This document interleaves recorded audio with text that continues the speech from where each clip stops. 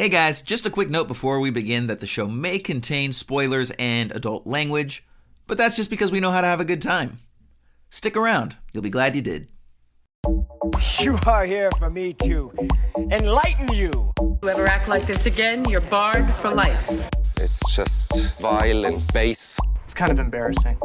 If you know your lines, then you can forget them. Oh, I get it. It's very clever.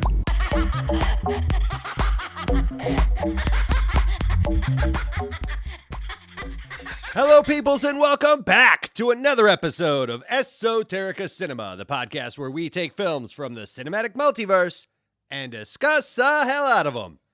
I am the ready to rock and roll Ryan Siebold, and with me today, I have some breaking news. He was freshly cast as the brand new 007, Mr. Jason Peters.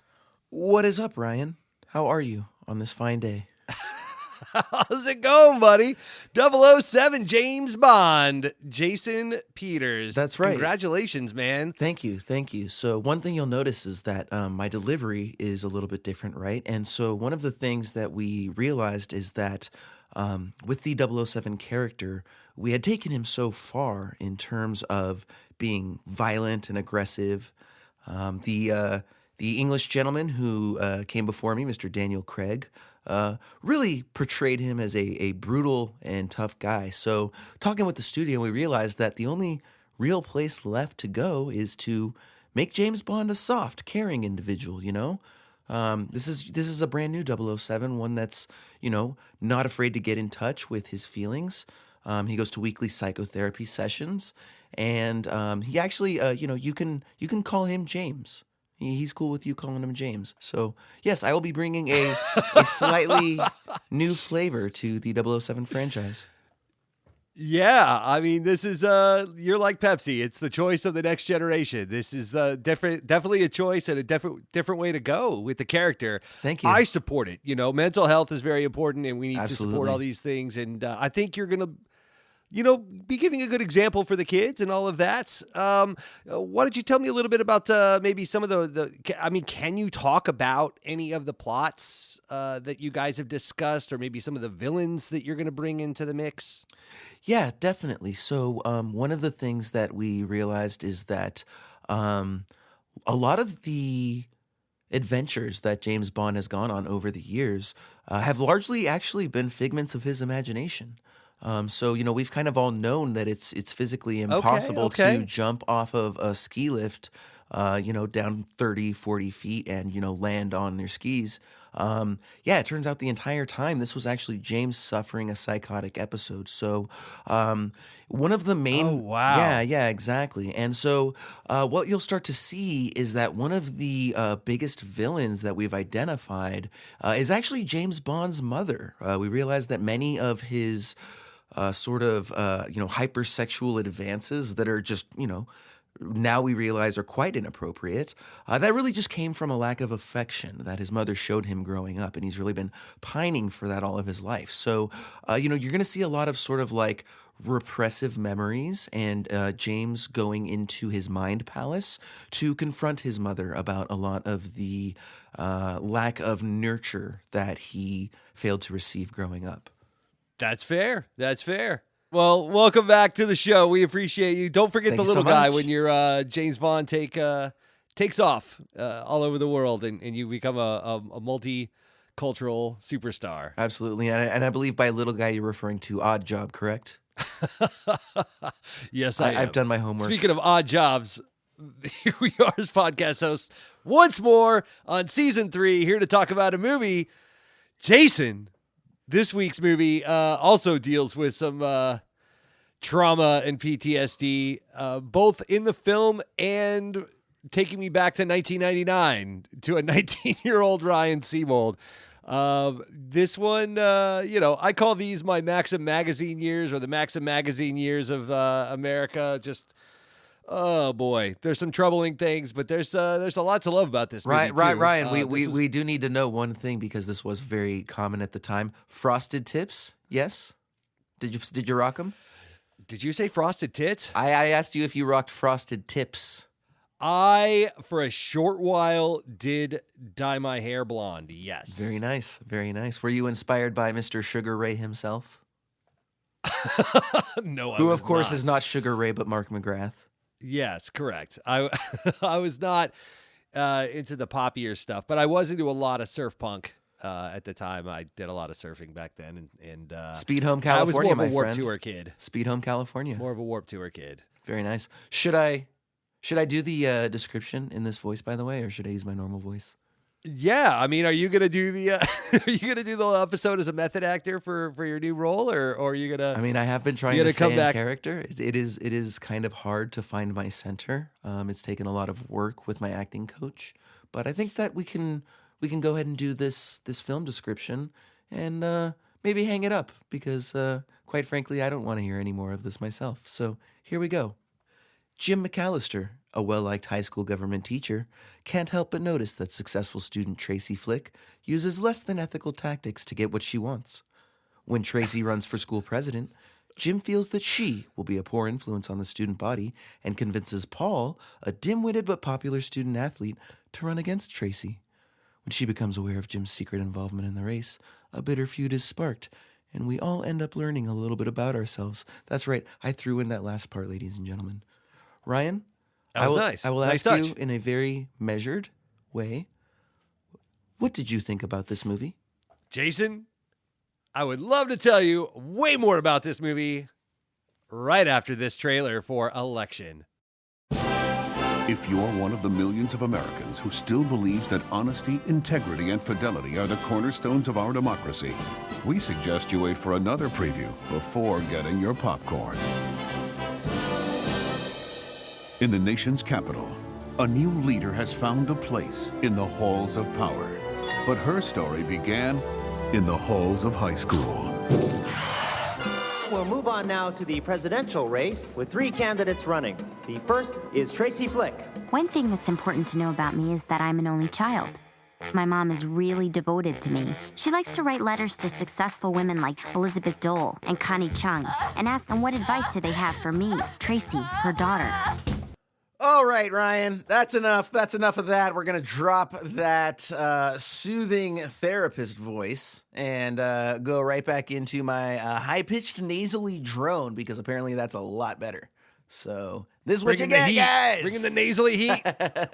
Nasally heat. Nasal heat is actually, that was my porn name back in the day. Shout out to Chatsworth. Big fan of your work, buddy. Thank you. Big fan of your work. Thank you. Emphasis on the big. Hey-o. What a dumb show.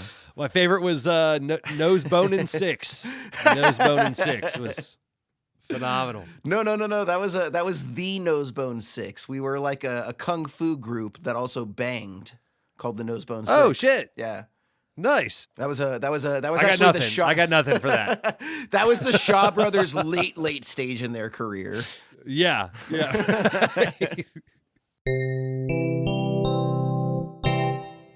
It looks like it's that sound that we have come to know and love. It's time for another listener mailbox, Ryan. Hell yeah! Let's go ahead. This one comes to us this week from Candace of the Bloody Bits Horror Show, who they seem to enjoy calling in and giving us their piece on some stuff here. Let's go ahead and listen.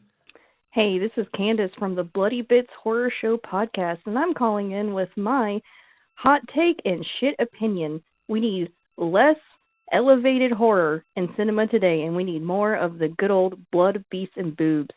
So I don't want my villain to be a metaphor for mental illness or grief. I want them to just kill people in the most fantastic fashions possible. Can we please bring that back? Thank you.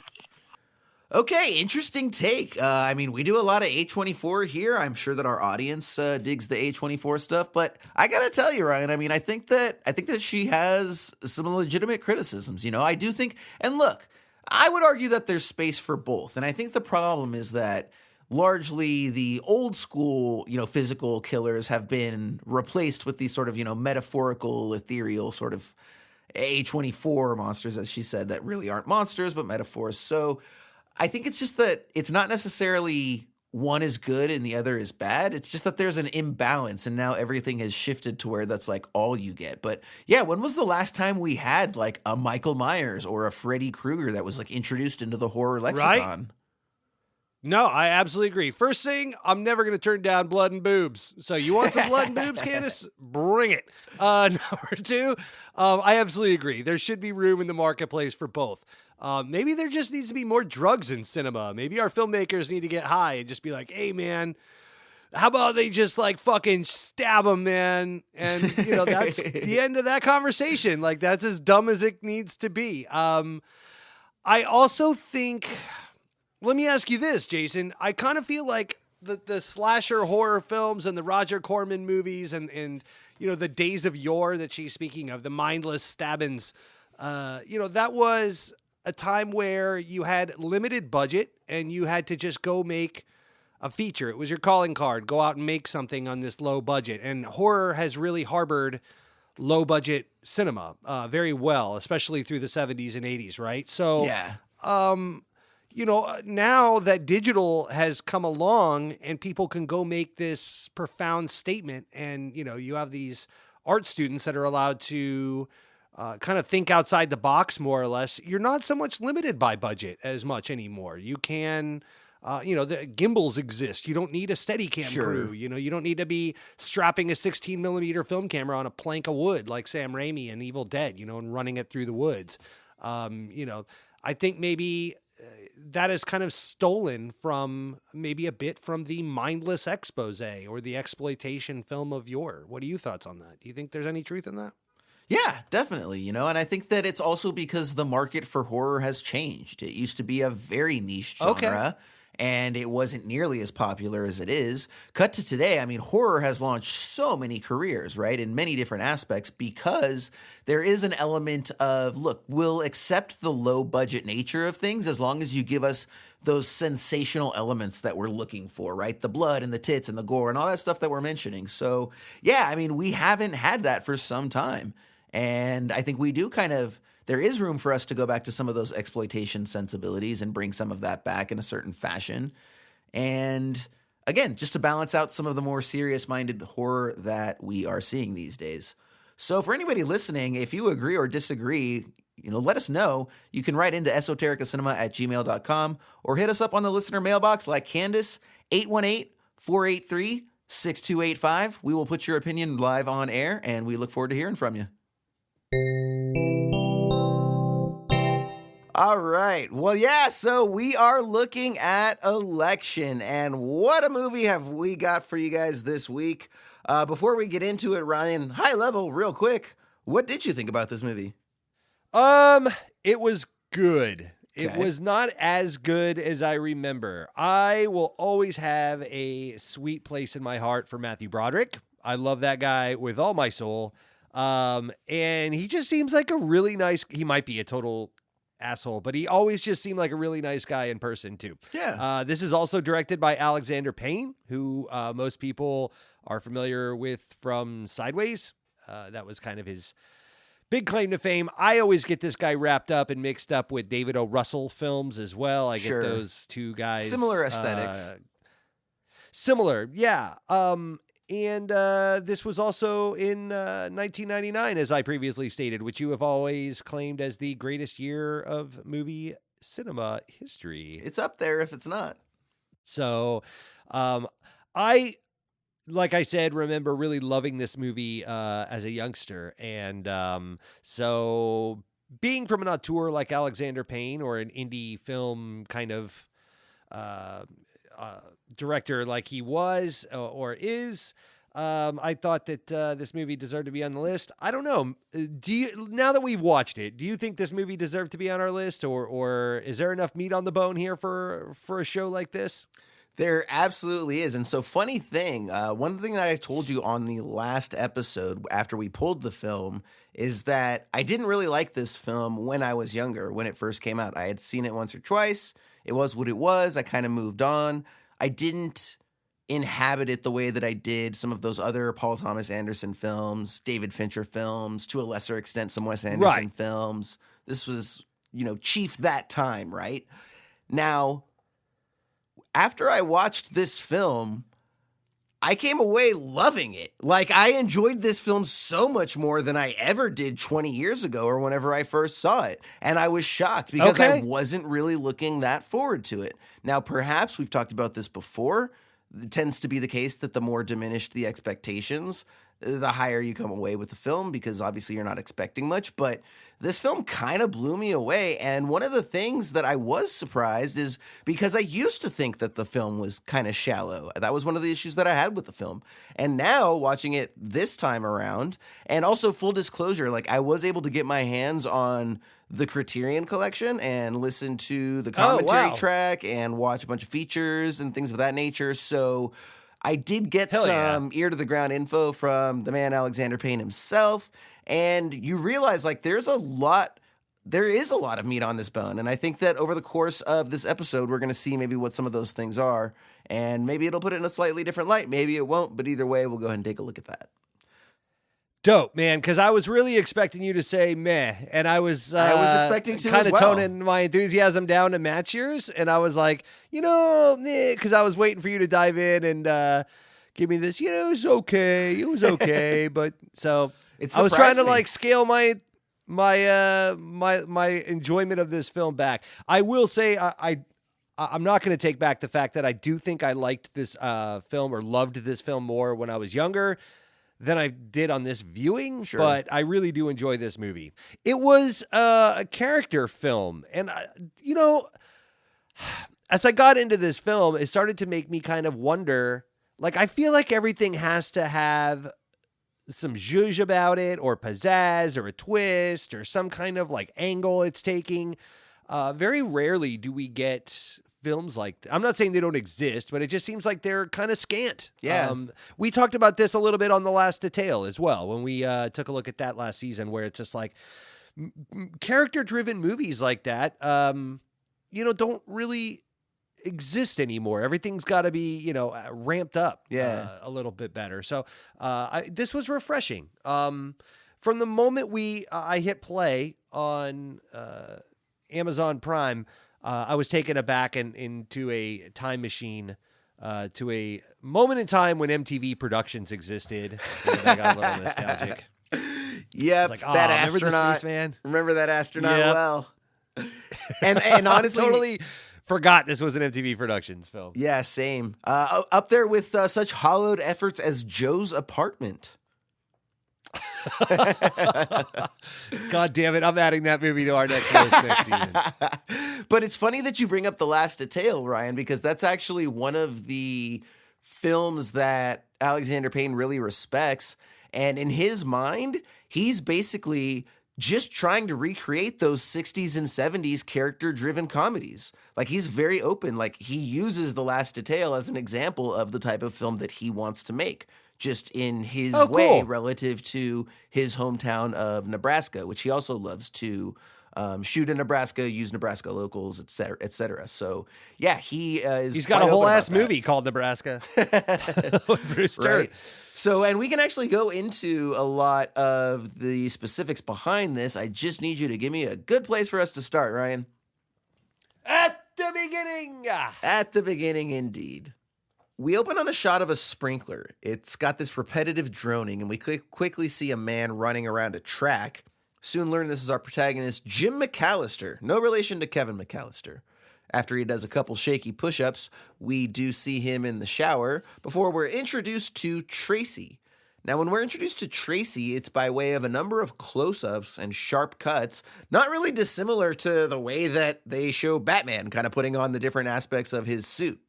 And we don't see her face for a minute, but she's quickly revealed to be Tracy Flick, who is our antagonist as well as main supporting player. Now, after a quick but important shot of the janitor, while Jim is throwing away food but misses, is going to come into play at the very end, Tracy explains sort of the film's central thesis, which is this freeze frame that occurs, and in voiceover, Tracy explains that, quote, none of this would have happened if Mr. McAllister hadn't meddled the way that he did. Now, there's a couple of things, Ryan, that I'm going to point out here about it before we sort of like get into the story proper. And that is that There are a number of themes that Alexander Payne wanted to introduce to this film. Now, even he will openly admit that not all of them are maybe as fleshed out as he would have liked, but there's a lot of different attempts and a lot of different thoughts towards representing the characters through different visual metaphors and such. One of the things that he does is early on, he wanted to connect the shape of circles to Jim and have Tracy be sort of represented by these very hard and distinct lines. And so the idea is that Jim is just kind of like running around in a circle chasing his tail. He can't get ahead in life, etc., right? And so that's why he's introduced to him running around a track. And then over the course of the entire movie, if you actually look closely, all of the ties that he's wearing have different circles on them. And then, you know, if you think about like the example of the fruit that he gives to Paul, he uses like the circles. So there's a sort of visual motif of circles that Alexander Payne wanted to attach to that character. As opposed to Tracy's more hard edge. So like the way Tracy's introduced where she like flips open the table legs.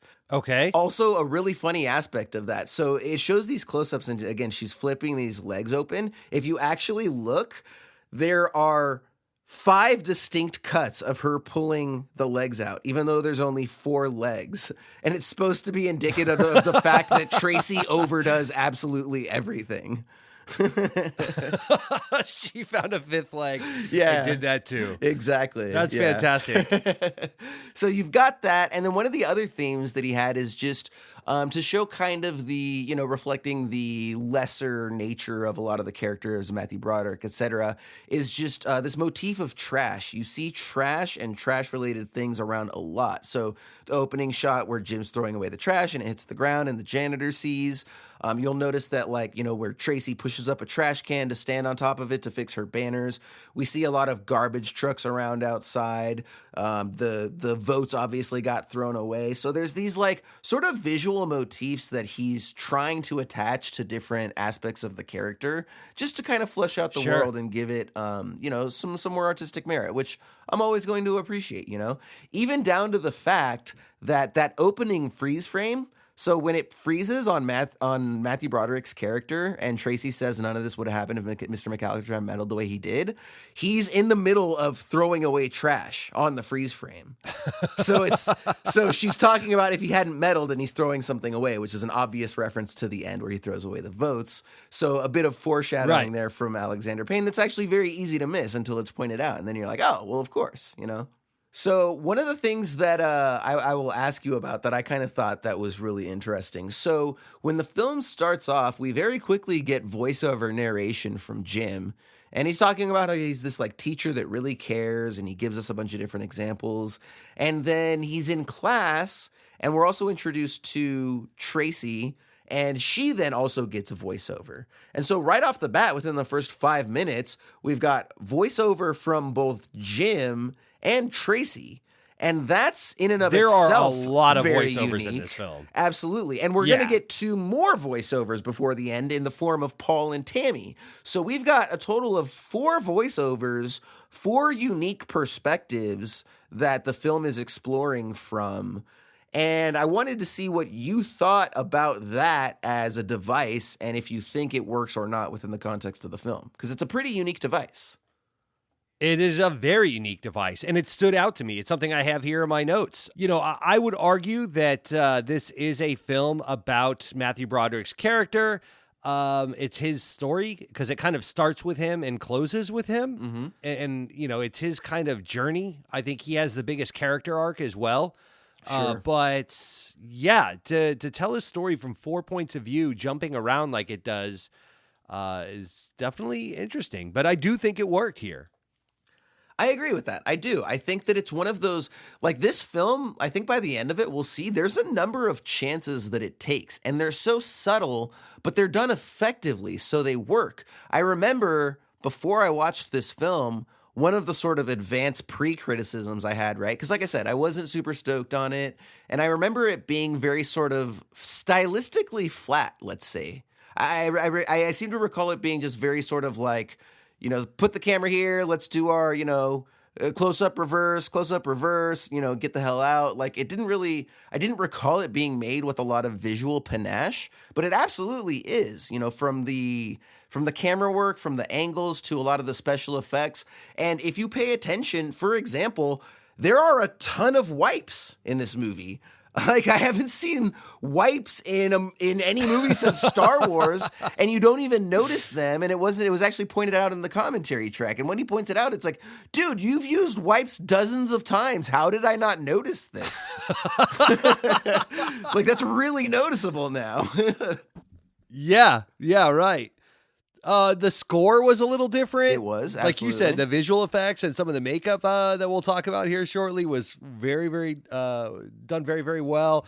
You know, this was kind of that time though, right? In the late 90s, early 2000s, when you get this kind of stuff. Yeah. You know, like you said, your Paul Thomas Andersons, you know, you get things like, even, you know, as much as we could, you know, herald the joys of Boogie Nights, you also get films like Magnolia or Punch Drunk Love, or, you know, some of these other films that, you know, took some chances or, you know, kind of stand out. And, you know, this to me is one of those. I will say I've never seen Citizen Ruth. Me neither. I've never seen his first film. And this kind of made me want to go back and watch that to see the progression of such. And I probably owe Sideways a rewatch as well. I do as well. I actually realized I've only ever seen Sideways and Election of his films. So I never saw Nebraska, never saw Citizen Ruth, a couple others. So I never even saw About Schmidt, and a lot of people have seen that movie. So I got to go back and check me out some Alexander Payne. I'm really glad you like this film. That's awesome. Yeah. So now we're also introduced right afterwards to Jim's good friend named Dave, without a doubt is the film's most shocking edit by far. And this is also this is also a very specific decision by Alexander Payne, where he basically kind of wanted to slap the audience awake a little bit, you know, where it's like, oh, hey, you thought you were just getting this cutesy little high school comedy. Bam, here's this very, very aggressive cut about how wet, you know, Tracy gets sexually with this teacher, which obviously is an illicit relationship, right? Like, she's underage. Like, that's not okay. And, you know, he kind of goes on shimmied in like 8 minutes of child grooming, basically, in this child predatory relationship, this predatory grooming relationship. And, you know, it was uncomfortable because, you know, I'm trying to remember, because there was a chauvinistic era, unfortunately, in our nation where you would say, and you know, there's obviously leftovers from this that still exist. I'm not saying this, you know, portion of the country is gone, but there was this era where you would say, you know, if you had a relationship with a student in some way, shape, or form, you know, it's like high five, you know, or especially if it was a female teacher and a male student, it was like, holy crap, I hope he got an A, or, you know, it was just this very chauvinistic, crude, I don't know. But I don't think the film's taking that now point of view. It's not at all. No. In fact, you know, like, it shows him his whole downfall in 10 minutes. But to enter into that so early in the film was just, like you said, it was a slap in the face. It felt like I was transported to another time. Yeah. It's not something that I feel like filmmakers would feel comfortable showing, maybe. I think that's what I'm trying to say. In this day and age, I don't think filmmakers would go there. And you're correct. And that was something that was kind of unique to late 90s filmmaking, is you did have a lot of people that were sort of exploring these very sexual taboos through like dark comedy, so to speak. I don't know if you recall the filmmaker Todd Solondz, who made like Happiness and a few other films. I've seen Happiness. Yeah. So, you know, did he do Welcome to the Dollhouse? I believe he did. Yeah, that was his first film, right? And then you also had, who's the guy we've looked at? Neil LaBute, right? For Better and Worse, right? So, there were kind of these guys that were on this spectrum of chauvinism, so to speak, where you'd have like a Neil LaBute who's like going all in on it as a reflection and an examination of how men treat women. And then you have, I think, people like Todd Solondz who are kind of on the other side where they're going there, but it's in a very sort of satirical fashion where it's like, it's looked down upon, right? And it's perhaps examined. You also had characters in films like Little Children, the Jackie Earle Haley character. So there's a lot of, you know, I think it was something that it was a safer time to examine these types of things a little bit, you know. It was a little bit you could get away with it, whereas now it would be a little bit too sensitive to really get that deep into, you know? There was a movie back in 96 that I used to really like as a kid for some stupid reason. The dialogue was really witty, and it was by a director named Ted Demme, and it's Jonathan Demme's brother, same guy that made Blow. Sure. And it's called Beautiful Girls, and it stars a 36-year-old Timothy Hutton who has a crush on a 13-year-old Natalie Portman. And this lover's affair that, he's got this crush on her, and he's trying to decide if he should leave his wife over this. Yeah. It's fucking troubling. I mean, by today's standards. Yeah, but I just can't even believe that's like a center, romance in a film. This third, I don't know. Well, here's the thing, dude. I guess. The further back you go, the more that's much more common, right? I mean, especially if you go back to, like late 1800s, early 1900s, right? Like every famous author at the time, because there was no movies and photograph stuff, right? Like every famous author at the time was like, gonna leave his wife for like a 13-year-old bride, right? Not saying it's right by any means. I'm just saying this was the style at the time, right? This is what you did. And maybe it's also different when you're like your life expectancy is 42, right? And you're like, well, at that point, 22, whatever. I mean, 13 is probably still young regardless. But point is, like, yes, it was definitely a willingness to sort of examine that you don't sort of see these days. Yeah, I don't know. So anyway, we get into this, and it was just record scratch moment for me, where I was like, "Whoa, this is weird." Yeah. Then it quickly gets out of it. It does, and it does. It does shoot this guy, down pretty quickly. Like it shows, the consequences for his actions. Well, all the way through until the very end, which is actually pretty funny. Yeah. Well, and it also sets how up he ends up. two primary points of conflict, right? Because let's also not forget that this sets up elements of the story. The first is it very much contributes to the adversarial nature of the relationship and the way between Jim and Tracy and the way that Jim views Tracy, right? Right. And, you could sit there and say that he's probably not critical enough of his friend, right, for engaging in this obviously illicit relationship. But at the same time, I do think it's interesting that the film does present Tracy as the one who's kind of like in it for just like cold-hearted sex, and like she's the one who chastises Matthew Broderick for her teacher friend falling in love with her, and he's the one who ends up like breaking down and confessing his love and being like, "Oh, we're in love," blah blah blah. So it's actually kind of funny that it does take that traditional trope and at least flip that aspect of it on its head, where the roles are reversed, because generally the younger girl would, drop everything for this older guy who's like, you knew what this was, get the hell away from me. But here it's reversed. Right.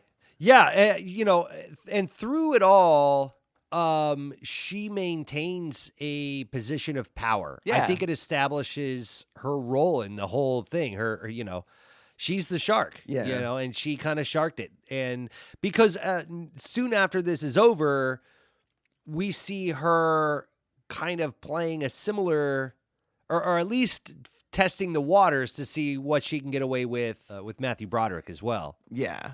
Now, it also sets up the aspect of we also need Linda to leave Dave so that it can set up Jim ultimately cheating on his wife with her later, right? So if she's we need to be able to set that up down the road as well. And so there is a couple things I want to note, and then there's a question I ask you. The first is that during that scene where it shows the teacher like finally kind of crossing that line with Tracy, there's a moment where they share a diet mug root beer. You remember that moment? I have it in my notes. Root beer man is a joke, but I was too grossed out at the time to laugh, it says in my notes.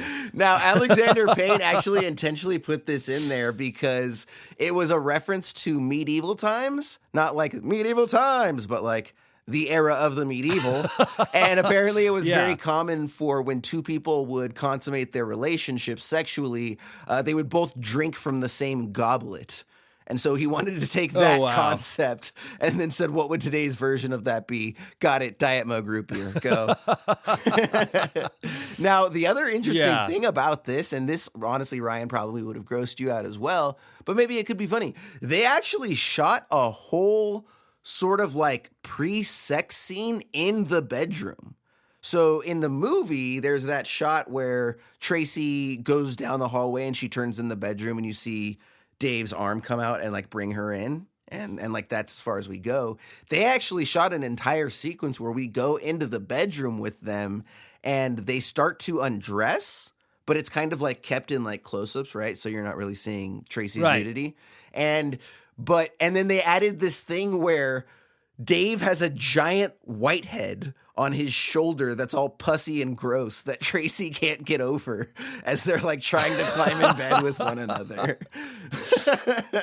And so there was actually a number of these sequences that they shot. Like there was a lot of sequences that didn't make it into the final cut because they ultimately felt like it didn't work. And I think that scene is a good example of that. I think that tonally it doesn't match the rest of the film to have that scene in there. It's probably a little bit too slapsticky. So I think it was a wise cut. But they did film that entire sequence that way. Yeah, and I was trying to think of like, because she looks really young in this film. They did a pretty good job of younging her up and making her look high school ready. Her hair is phenomenal in this movie, by the way. Tracy Flicks I'm talking about. But I had to go back and remember, what had she been in before this? And it was like, oh yeah, no fucking shit. She was in Cruel Intentions literally right before this. Pleasantville before that, and then Fear was her last big one before that. Oh wow! So, and then the nerds will be quick to tell me she was in Twilight, but she, Fear, she was obviously played a bit of a siren, sexualized character, and Cruel Intentions as well. So, this wasn't anything new for her, to play a character in a role like this. But it was a little weird because of the older character, but. We got through it pretty quickly and on with the show. And I do agree with you. It was, if you're going to show something like this, it was handled well and it was used well as a good plot device. Yeah, absolutely. And then shortly thereafter, we get where the film kind of kicks off with its main premise, where we've got this school election coming up. Tracy submits a bunch of signatures to run for president. She's running unopposed, and Jim McAllister does not like this. He does not like this girl. He thinks that she's sort of ruthless and calculating and will do whatever she can to get ahead, even at other people's expense. So he decides that he's going to find another student to run against her. And who does he find but Paul, played by Chris Klein, who had a meteoric rise and just as quick of a fall. And it's actually funny. So in kind of keeping with the different sort of formats that they used, Paul's intro where he's, crashing down the mountain, that's actually stock footage. And Alexander Payne specifically wanted to find some use for stock footage. So there are two things. There's a number of things that he likes that he just put in here because he likes them. The first is narration. He's like, I love narration and voiceover. He's like, I know it's not like artistically fashionable, but I love it. So I did it 4 times. And the other thing is just trying to use as many different styles and footage, etc. So like there's stock footage that we've got a scene later that uses rear projection. He loves old school rear projection. And you don't really notice these things are there until they're pointed out. And then you're like, wow, you actually used quite a number of different devices and techniques here. It's pretty interesting. The conflict, between Jim and Tracy is set up shortly after. Again, Jim's friend gets busted for this relationship and then fired and banished. He loses his wife and his family. He has an entire fall from grace and he's shunned from the land. And we never see him until the end of the movie again. Mm-hmm. So Jim is left kind of bitter, I think, towards Tracy because of this. Yeah. Like, he almost... do you think he kind of blames Tracy for a part of this or holds a grudge towards her because he lost his friend maybe or something like that? Yeah, I mean, I think there's a large aspect of that. And I think that it kind of sets up a larger question of like, what is Jim's real nature? So for example, like this is actually a perfect sort of contrast, right? Where we've got this Paul character and he's like super naive, right? He's like really good-hearted. He's an earnest guy. And Mr. McAllister is basically going to convince him to run against Tracy because he doesn't want to spend the entire year with Tracy. He finds her annoying. And so you see someone who's like legitimately good-hearted dude like this Paul guy. And then we have Mr. McAllister. And so I'll actually answer a question with a question, Ryan, and say, so Mr. McAllister starts the film off by basically extolling like what a good dude he is and how much he cares about his students, right? And he goes through all these different examples of being there for his people or for his kids. And then we very quickly also sort of see that his best friend is, sleeping with an underage girl. We don't know if this has happened before or if it'll happen again, but like very obviously not a good dude. And we also see what Jim is willing to do over the course of the film. So my question to you is this one of those scenarios where Jim was a good guy and it's a little bit of like a Breaking Bad scenario where he's like, oh, okay, I'll just kind of compromise my values a little bit here and then a little bit here and then a little bit here. And then before you know it, I'm doing this sort of heinous act? Or was he always this sort of bad person and it was just sort of laying in wait and latent and it didn't have the right motivation to come out? What do you think about that? So that's funny you mentioned this because I have something in my notes here that I wasn't sure when to bring it up, but I think now is the time. But this movie to me had a ton of parallels to Amadeus. Okay. Because you could argue that Jim was like a Salieri and Tracy Flick was a Mozart, and Jim was intent on sabotaging the success of someone who, was going to move on and bypass him, and he was kind of stuck. Jim saw himself as a pillar of nobility, but we also saw examples, as we did in Amadeus, where he was willing to stoop low or, cut Tracy Flick off at the knees as much as possible, just for his own amusement, because, and in the end, we find out Jim is just an example of mediocrity. He's just kind of that vanilla ice cream that has just always been there, and he's never going to be anything more. And even when he cuts himself free of all his chains at the end and he's left to his own devices to go get a fresh start, he still just kind of lays up and makes par. So, I kind of saw Jim as a Salieri character, and we had similar debates about Salieri, if I recall, on the Amadeus episode, just a couple episodes back, was he a good character, or did we like the director's cut where, he tried to take advantage of Amadeus's wife? Yeah. Or was that a bad look? And so, I thought this was kind of a similar question, of ethics and morality, which is funny because that's a thing that gets brought up. Kind of a running theme throughout this film. They bring up ethics and versus morality several times. Yeah. So, and yet it's a film, filled with people willing to compromise both their ethics and morality for various reasons at various times. So yeah, I think he thinks he's a good person. But I think, this is a human tale. I think that, are any of us good people, right? I mean, we're all capable. Yeah, it's that whole thing. It's the whole thing of what, who knows what evils, lies in the hearts of men kind of deal, right? Yeah, well, and there's also an element of the, nobody's the villain in their own story, right? There's a huge element of that. But I think that Jim is not the person that he thinks he is, and he's never really just had an opportunity for that to come out. But I think that more than anything, we're kind of overlooking the fact that he's in this like very unhappy relationship, so you've got two things that he's sort of cheating at, right? And that's kind of the interesting thing. He's cheating at the election by the end of it. He's cheating along the way as well by sort of trying to interfere with the process and introduce the Paul character as president. And then separately, he ends up cheating on his wife with this Linda character. And so he's a guy who's definitely willing to cheat, but I do get the sense that he was probably not that way when he was like 26 and just graduated with a master's and like going out for his first year as a teacher, right? Like, I think that the 15 to 20 year ago version of Jim McAllister was fresh-faced and idealized, and he was going to go change the world and get people to care about stuff. And like, I think that, right.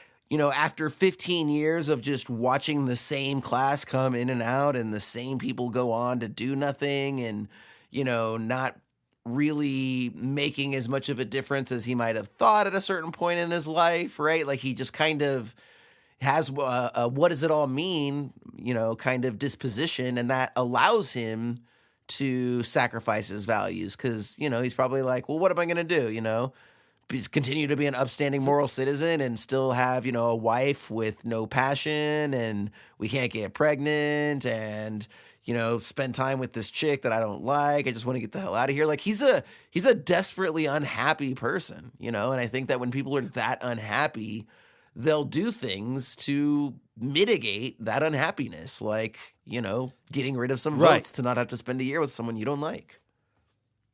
I think too, we come into Jim's story right around his this is kind of Jim's midlife crisis. This is something else that occurred to me. Yeah. Is like, he's right around 40 years old. Yep. Like you said, he has postponed having a child until now for all these reasons that he lays out. And he talks about all the things that they've had to overcome, and goals that, they have taken priority and so forth.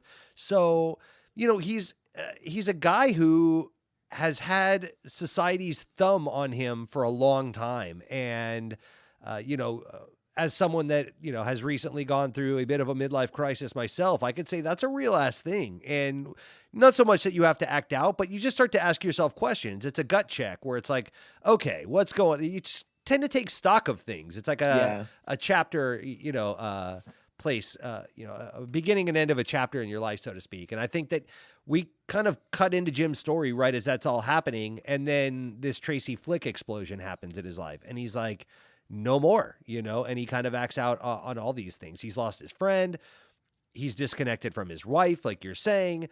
And we're set up quite a bit in the prologue of this film, or in the intro to this film, how annoying Tracy is. Yeah. Like with her hand always up, and, he's kind of spotted her along the way, long before, a lot of these things transpired, as her being a nuisance. And one has to always imagine too, and we're led to, we're kind of shown this at the end of the film, the epilogue of the film, that there is always one Tracy Flick in every class. No matter where you go, there's always one. And we all kind of, and that's kind of what makes films like this so enjoyable. Whether it's Brat Pack flicks or a film like this or American Pie, I feel like everybody knows somebody like all these characters. Like they're kind of pigeonholed in such a way that we all are familiar with the motif that they're leaning into. So, I kind of feel like we all knew a Tracy Flick or a Tammy Metzler or a Paul Metzler, or even a Jim McAllister growing up. Absolutely. Absolutely. And so the next day we find out that Tracy, well, not we find out, but Tracy finds out that Paul is in fact going to run for president.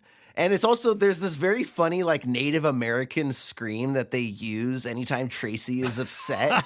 It's an audio cue from a movie called Navajo Joe that was actually an Ennio Very Morricone familiar. soundtrack. I looked this up. I was very curious. Real quick, I do have a clip of that we can play for people just so they can hear.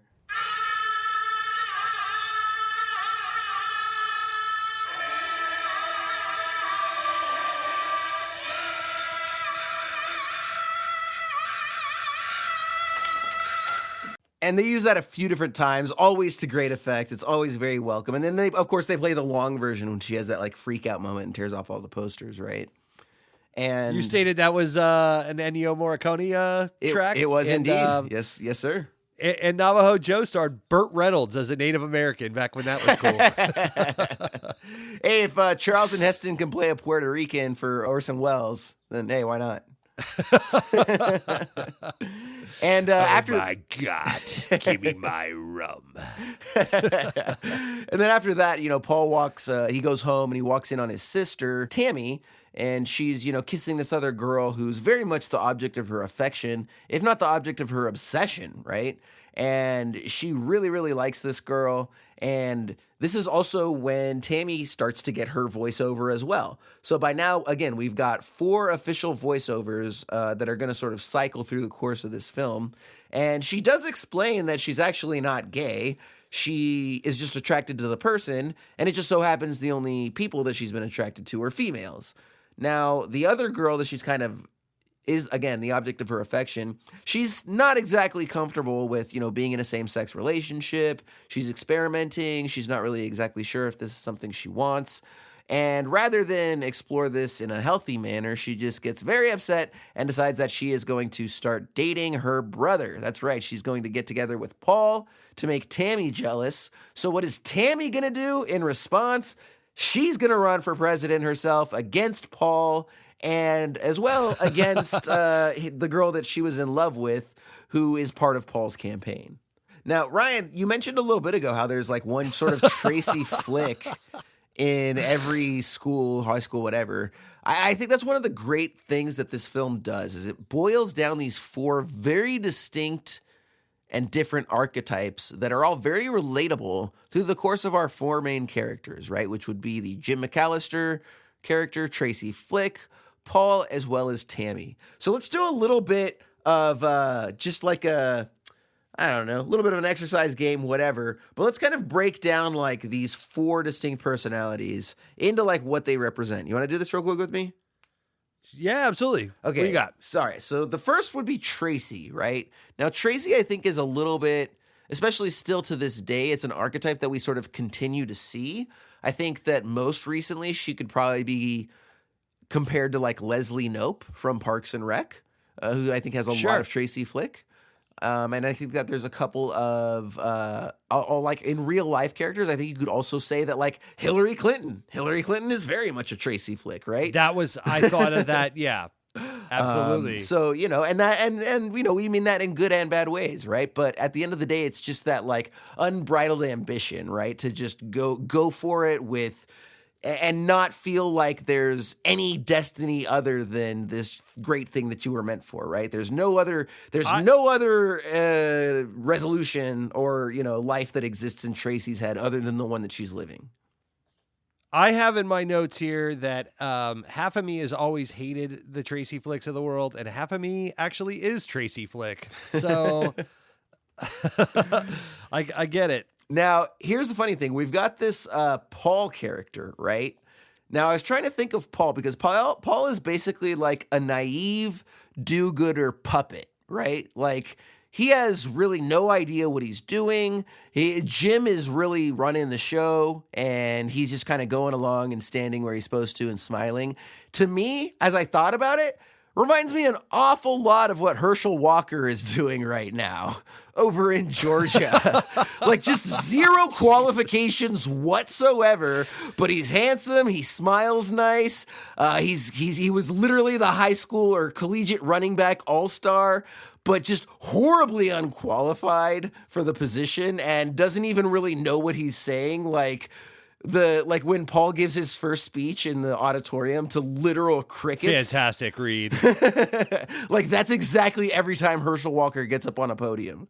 So I think Herschel Walker is a good Paul, but I don't know that Herschel Walker's as nice of a guy as Paul was. But I think it's a fair comparison.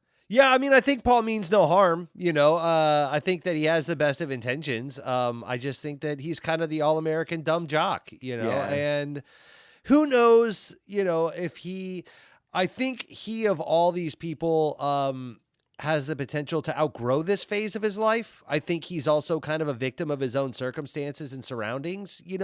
I think that his behaviors, like you said, he is a bit of a puppet. Like, I think that when you're involved in sports that heavily and you're the star quarterback, you're used to having a coach. You're used to, showing up on time. It's a very soldier mentality of do this, do that, and you will succeed and you'll have success. We're a part of a team. And when he was removed from that so abruptly after his leg accident and the skiing accident, I do feel like he was a bit lost. Like he now is left to make his own decisions. He's been removed from the team element. Sure. And this is what we get. He wasn't prepared to go out and think independently and to go off and do his own thing, Yeah. But I do feel like out of all three of these, he's the least cemented into his role. I think that he could outgrow this and strive on his own. Yeah, absolutely. I mean, he's an action figure. He's a puppet. You just, hey, put me here, prop me up, make me smile, make me wave. But like, I have no idea what I'm doing, He's going to be a fantastic assistant manager, like a grocery store or something like that. Absolutely. Now, we've also got Jim. And Jim, it took me a minute here because Jim's basically, I think, reflective of like what a lot of people would call like the deep state or something, right? But it's like the guy behind the scenes or, like the great and powerful Oz, right? The guy behind the curtains who's really calling the shots, but you don't really see his face too much. As I thought about it, I was like, you know what? Karl Rove, man. Karl Rove during George W.'s presidency, where he was just like making all of these horrible, political decisions regarding like torture with the CIA and stuff like that, and Afghanistan and all this stuff, right? And he was just doing it all behind the scenes, and like W didn't really know what was going on. He's like, "What? We're gonna ban what? We're gonna torture who? Like, sure, sounds good. I'm kind of out of my league here." And old Carl's like, "Don't even worry about that, Georgia boy. Just sign right here." So I'm going to disagree with you on that, because I feel like the example you're proposing is premeditated, and I feel like Jim shoots from the hip. I feel like he is has a terrible gut instinct. I feel like when he just goes by the playbook, that's when he's a good guy. It's when he tries to go off script in the moment, he's a terrible improviser and makes the worst possible decisions in that moment. And it's when we start to see him be reactionary, is when we start to see him go down this hole that he's dug himself in. And then once he stops being reactionary and removes these triggers from his life, we see him kind of straighten his life back out again. And in the end, he's all right. I think that, he lands back on his feet and he rights some of these wrongs. But yeah, I think that he's reacting to a lot of things. I don't know that he's like, pre-planning them, because you see him rushing around, like when he's cheating on his wife, for example. Like so many of those things are in the moment, like him just mid-class saying fuck this, and then he goes and gets that hotel room and the champagne and puts it on ice and all of that, and that's why he's constantly caught off guard, like so surprised by the consequences of his actions, because I don't think he's thought them through. Like he's not really he's not used to living this kind of role, and he's not planned it out at all. He's just kind of shooting from the hip and going off of gut instinct, and he's not good at it. Yeah. But the difference here is that like it's what you're talking about is with relationship to his personal life, whereas I'm specifically discussing his relationship to the election. So because what we're doing right now is we're saying like, okay, these 4 different archetypes are reflective of these people in real life, right? As it relates to an election. And Jim is basically the guy behind the curtain who's pulling all the levers, because again, he's the one who interrupts don't forget, if Jim doesn't intervene, Tracy is running unopposed.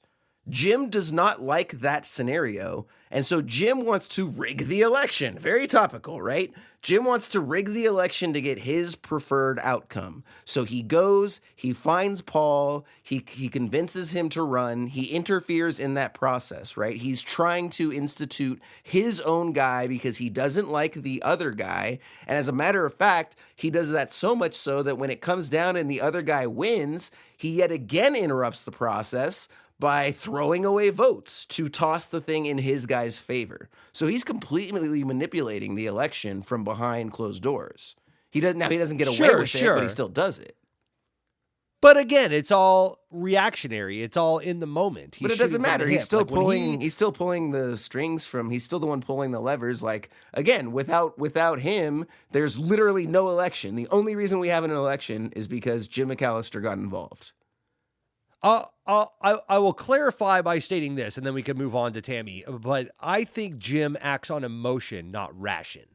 So I look at someone like Karl Rove as a methodical thinker, someone that's calculating. He's playing chess while you're playing checkers. But I look at Jim as an emotional, reactionary person. I almost look at him as like, the orange Cheeto face guy that we had last time. Where he just isn't thinking things through. He's just reacting in the moment based on how he feels in that second. These things happen, they trigger him, and he's like, fuck that. This is how we're handling that. And he just, responds accordingly. Sure. Anyway. And then we've got Tammy, and Tammy would be, I don't know, Ross Perot, some independent candidate that's just going to like throw a bomb in the entire process. That was the only person I could come up with, right? Like she's either a Zapatista revolutionary that just wants to burn the thing to the ground, or she's Ross Perot who's just getting in there and fucking shit up. Yeah, definitely. I mean, because in that, I would agree with you, because in that scenario, Ross Perot had nothing really to lose or gain. He just and when it came down to it, he wasn't even on the ballot, I think, when all was said and done.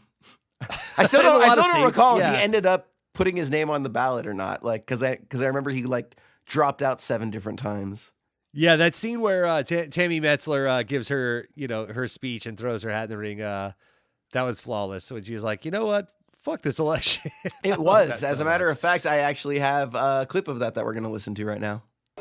Who cares about this stupid election? We all know it doesn't matter who gets elected president of Carver. Do you really think it's going to change anything around here?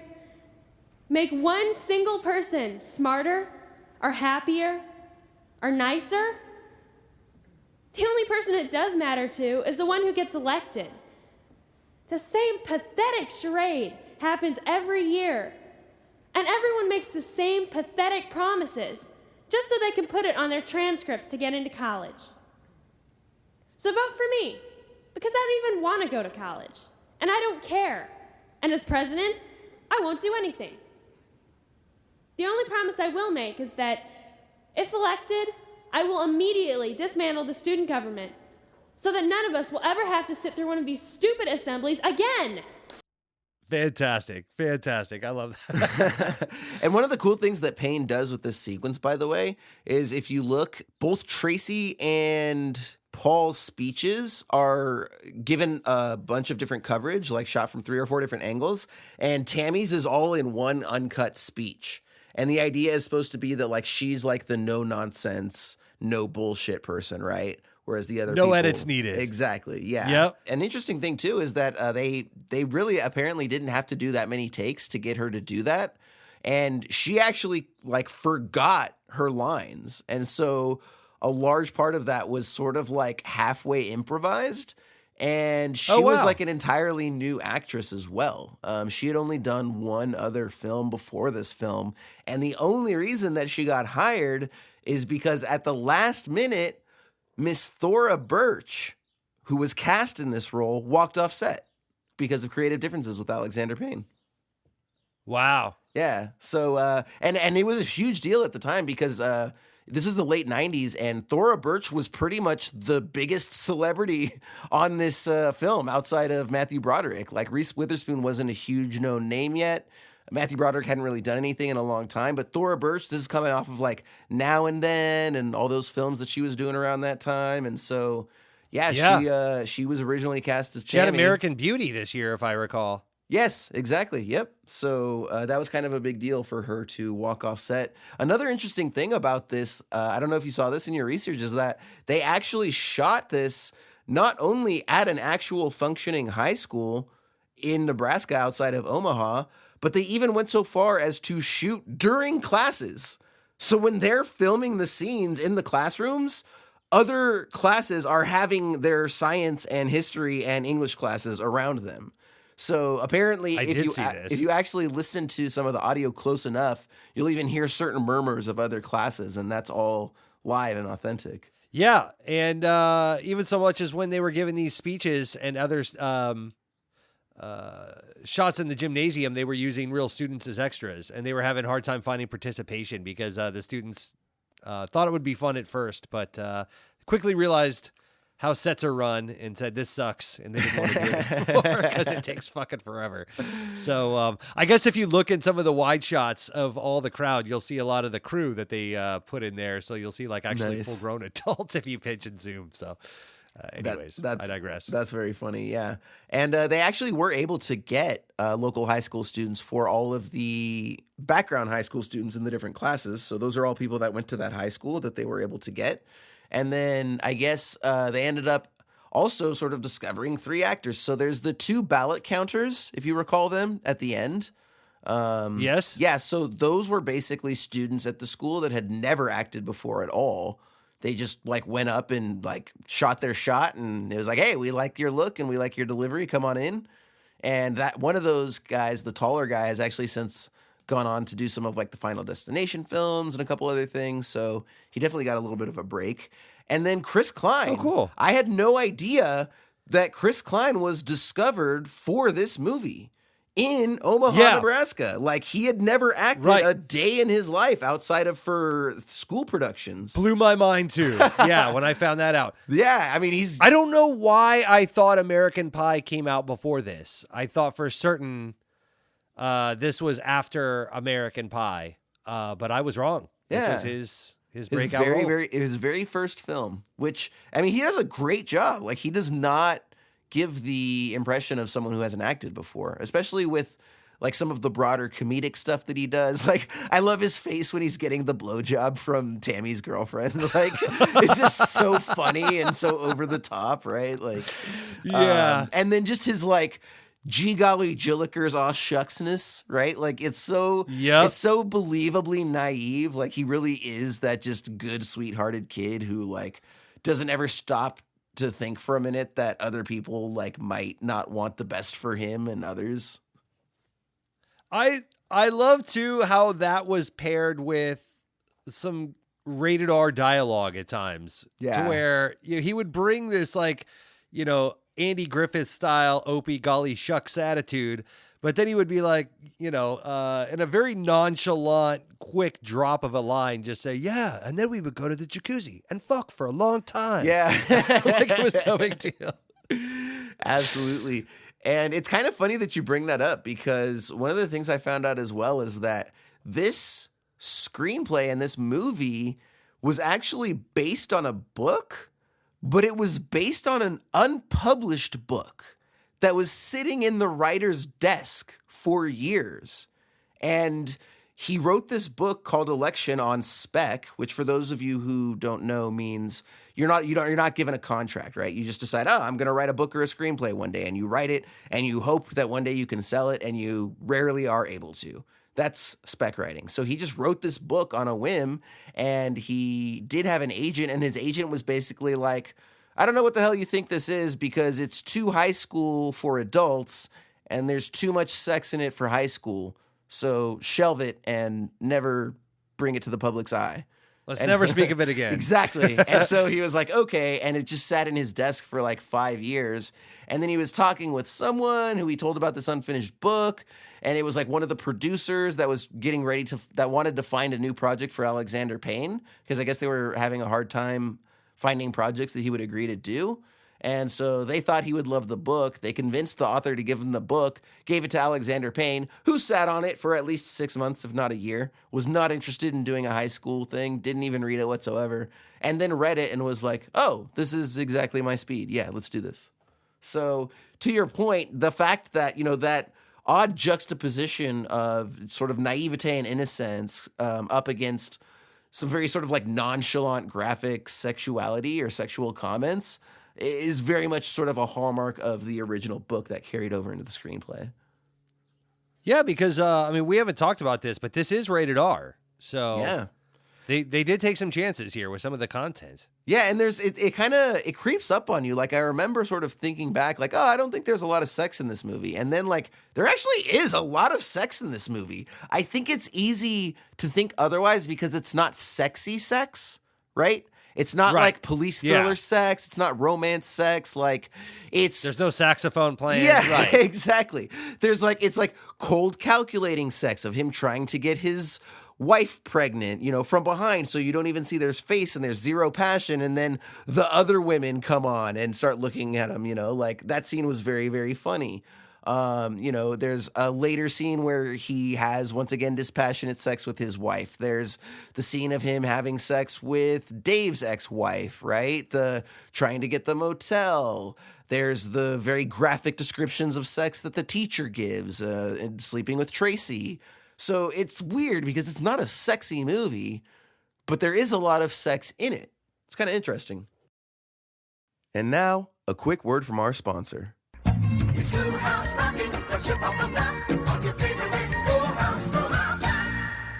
Well, hello there. You look young and cheerful. Is this your first time voting? It sure is. I just turned 18, and boy, am I nervous. Are you my ballot? Well, I suppose I am. I'll tell you what. How about I sing you a song and explain to you how it all works? Well, that'd be swell.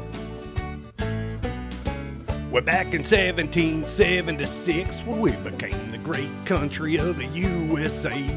That's when we came together and fought off the Brits and established our democracy. Since then, every couple of years, we all try to come together and vote.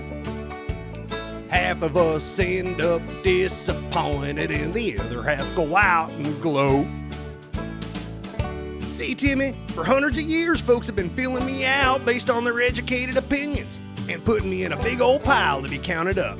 Whoever gets the most votes gets to make decisions for the people for a while, or sometimes indefinitely, like Mitch McConnell.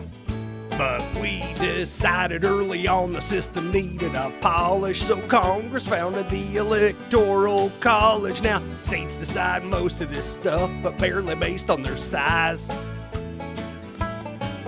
Now, I know your girlfriend told you that your size doesn't matter, so you went and filled her up with your baby batter. Now she's home and knocked up, and you're out here voting for 3, 'cause she don't have a choice no more, 'cause a ballot's like me. You know, women couldn't vote until 1920, and many black folks couldn't vote until the Voting Rights Act passed in 1965. Well, that's bullshit, dude. That's totally bullshit, dude. Well, back in 1845, they chose to vote in November on the first Tuesday, which is super awkward when you face your family at dinner around the holidays. Daddy starts drinking cheap bottles of wine, and then your brother starts yelling, and your mama starts crying, all because you cast your vote for fewer cops or some marriage for gays. Oh boy. Okay, I swear it gets better. Hang on. Just when you think you're good voting in the election, some asshole comes along and starts an insurrection, and his homies smear their poop on the walls and bring a noose for the vice president, and you gotta spend the next month remembering the difference between a podium and a lectern because some guy took one. Hang on, stop. This all sounds terrible. Well, that's our democracy. It's gotten us this far, I guess. Isn't there a better way? What are you, a socialist? No, but Tell you what, let's go in there, you fill me out, and then we can go smoke a joint together in the parking lot. I voted against that last time. Yeah, god damn it. Schoolhouse rocking, the chip on the block, on your favorite schoolhouse romance. And now back to the show. Yeah, I mean, I would argue that the sex is simply used as, a plot device most often. Yeah. To, tether things together and string things together. It's, it's something that happens in society that changes our life in various ways. So I think that he's just kind of using it in the way that it happens in real life. Sure. Not necessarily in the way that we want to see it in movies. Even at its ugliest, right? Even pointing out that, Correct. yes, teachers do engage in relationships with 17-year-old students, and it's not pleasant, but it happens more often than we like. It's not pretty. And this is what happens when that goes on. Right. Yeah, exactly. So, and after getting back to the story, after Tammy gives her, screw it all speech, she ends up getting suspended, which she is just happier than a pig in shit about. And we see Tracy putting up these banners. By the way, I love when Tracy freaks out. She's having that scene where, she falls trying to put up the banner. She looks over, she sees a sign of Paul. It's where we get that Navajo Joe Native American screen. But I just love I just love Paul's advertisement that his slogan is Paul Metzler, you Betzler. I just think that's hilarious. That's the best slogan ever. Paul Metzler, you Betzler. I fucking knew you were going to love that, dude. That is so Simpsons. That is right out of the Simpsons playbook. Yeah, I thought that was hysterical. And then they play the whole song. She has the freak out moment where she tears down all the posters. And then I'm sure you loved, like I did, the shot where she looks down at her hands and they're all cut up and she literally has blood on her hands. And then after that is when we get that super cool shot of her. Again, it felt like it's like the Hitchcock shot where, the person's trying to dispose of the dead body, except instead of a dead body, it's these banners and posters that she's very ashamed that she tore down. And, in the same respect, again, you get the rear projection, her driving and looking in the rear view, like out of Psycho, right? When she steals the money or something. It's like that same shot. Yeah. So, again, you wouldn't, I never sat there and was like, yes, election. Alexander Payne certainly used rear projection in that one scene, right? But then you start actually noticing it's like, wow, he did this little thing with this scene and this little thing with this scene, and they're not flashy. He doesn't call a ton of attention to them. He kind of lets them exist on their own. And that's exactly what I respect about the film and how he put it together. That's awesome, man. Yeah, I mean, it's all these things that you're talking about, all these references and, to different genres and different other, auteurs throughout history, but it's all wrapped up in this bow of Americana, Midwestern, wholesomeness. Yeah. So it's easy to overlook. Like we talked about the sex or, all of these things. It's Nebraska sex. You know what I mean?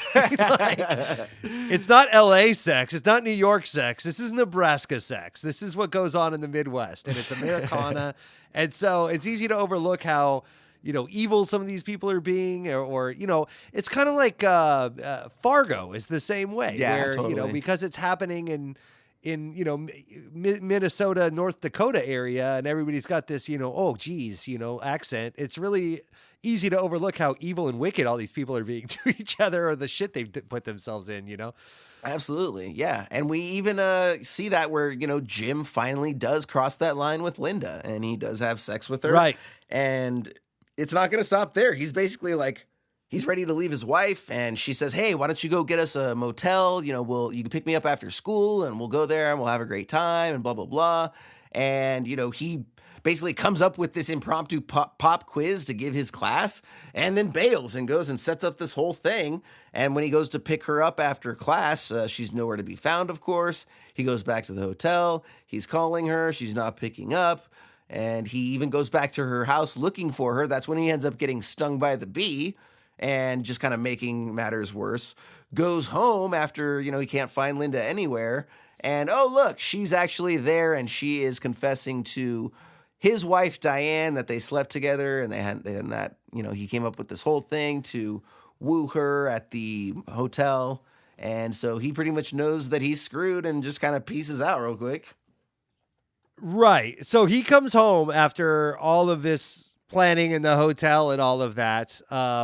And for starters, when he gets stung by the bee, that bee makeup on his eye is fucking amazing. Yeah, and they do a couple job. of really tight close-ups on his eye. Sure. And it's still amazing, even in close-up. It holds up. But more than that, he lets himself in the house and goes to the fridge and gets a drink. And there's this, big hole, him kind of unwinding after a long, stressful day, wondering what was going on. And then you hear a baby crying in the next room. And I thought that was such cool foreshadowing. Very well because done, he yeah. instantly knows he's fucked. Yep. Because that baby is Linda's. And because it's like, earlier when they started getting down, instead of like showing the actual sex, there's this little sort of boom down where they're making out in the back, and then you see the baby in the foreground. So it sets up that moment at that time, and then it pays off right here. So yeah, totally good call on that.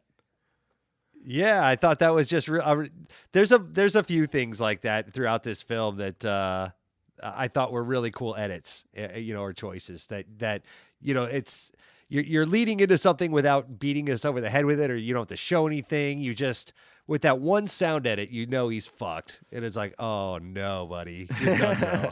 And sure enough, he barely peeks his head around the corner, and they're both on that couch crying, and Linda's got her baby, and it's like, oh, you're like so fucked. Absolutely. And then kind of speaking to our earlier point about there being some sort of surprising technicalities in this film, the prayer sequence, where it's the day before the election, and it shows all of them praying to God for, their various responses, because of the way that the camera booms up and the exact way that it does, sort of looking down on them. There were no ceilings that were tall enough on locations, so they basically had to build 4 unique sets that were able to accommodate this shot that Alexander Payne wanted to do for each of the 4 of them as they're narrating it. And then it was wow. Yeah, so you figure it's like, there's all this space vertically, but then they actually ran into an issue where there wouldn't have been enough room for the crane, A, and B, Alexander Payne wanted to get a straight vertical shot, right? Not one that sort of like craned up and out, but he wanted it to just sort of start as a close-up and then go literally just straight up. So he actually contacted a company that had come up with a unique cable and pulley system. And so basically they have this like cage, it's like a vertical cage with a cable suspension system that you attach the camera to, and then you just slowly crank a wheel that hoists the camera up through cables, which is why they're able to get like a that's specifically vertical shot that goes straight up and down. Nice. Yeah. So like a dumbwaiter almost. Totally, but exactly. For cameras Yep. with a little stabilization. That's awesome, dude. Yeah. So that was how they were able to get that. And again, like you don't really, it doesn't call attention to itself. You just kind of figure like, oh, that was a nice little crane shot. And then you find out the making of it's like, oh, wow, that's a legit effort. Good job, Alexander. You didn't have to go through all that, but you did. And we're better for it. And so is your movie. So there's a lot of Yeah, it's almost like he that. took this film way more serious than we did. Exactly, yeah.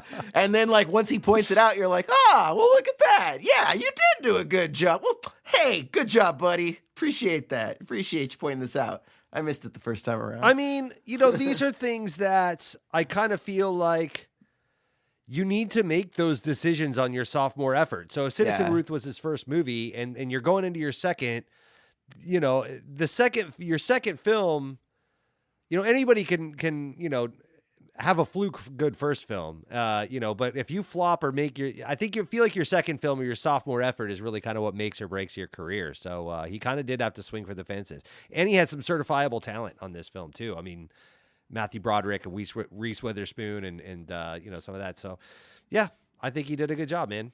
Absolutely. And so after Tracy gets suspended, her parents decide that they're going to show her what's what, quote unquote, and punish her by sending her to an all-girls school, an all-girls high school called Immaculate Heart, which I'm wondering if that's a reference to an Immaculate Heart we have out here in Los Angeles. That's an all-girls school. I have a bunch of friends that like went there when they were younger. So I just kind of thought that was funny. Or maybe it's just a very popular name for all girls high schools, and there's like an Immaculate Heart in every single county or state or some shit. Yeah, I think that's kind of a generic, George Washington High kind of deal. Yeah, probably. So Jim's calling Linda obsessively. She's ignoring him. He's falling apart. And it's election day. And so everybody goes in. We see Paul voting for Tracy, and we see Tracy voting for herself.